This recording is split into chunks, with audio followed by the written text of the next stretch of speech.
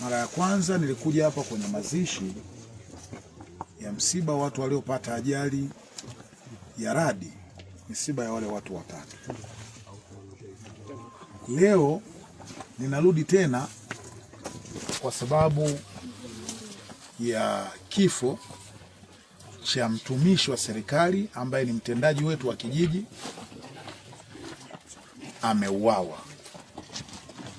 Leo nakuja hapa kwa taarifa tena ya kifo cha mtendaji huyo wa kijiji.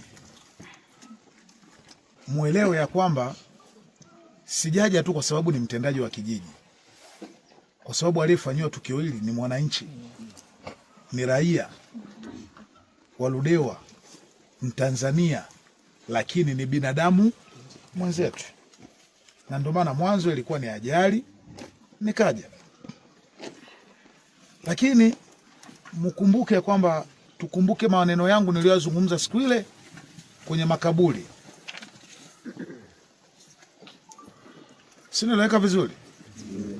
Muyakumbuke maneno yangu niliyozungumza siku ile pale makaburini wakati wa kuwazika wale ndugu zetu ambao walikuwa na ajali. Kama mnakumbuka vizuri, nilisema ya kwamba nimekuja kwa muda mfupi, lakini taswira ninayoipata kwa vijana wa hapa Kiwe, kuna kitu cha tofauti ambacho kipo, na nikatumia utani wa kusema kwamba hata staili zenu za nywele zinanitia nini mashaka. Kama mnakumbuka vizuri, tulikuwa msibani, nilikuwa naweka tafsida, yani kama kuficha ficha, lakini kipo kitu nilikuwa na maanisha. Wazee wangu,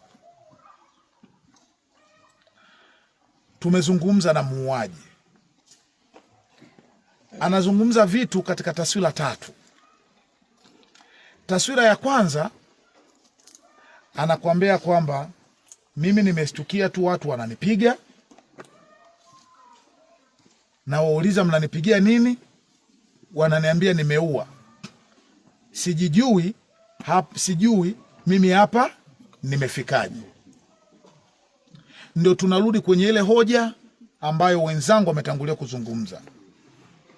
Kila kitu mnataka kukiegemeza kwenye imani za kishirikina, ya kwamba yeye anataka kusema kwamba, yani anakumbuka kabisa kwamba mara ya mwisho, yeye anakuambia mara ya mwisho mimi nakumbuka ilikuwa nimelala, lakini sasa hivi naona watu wananipiga, wananiambia nimeua. Mnanielewa ndugu zangu?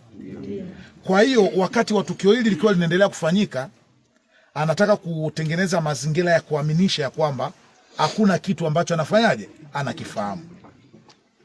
Na ndugu zangu, sasa hivi nina mwaka mmoja na miezi 5-6 hapa Ludewa, tunafahamiana tabia, kila kitu, hata kiwe katika misingi ya kawaida, lazima mkitengenezee sababu kwamba yawezekana huyu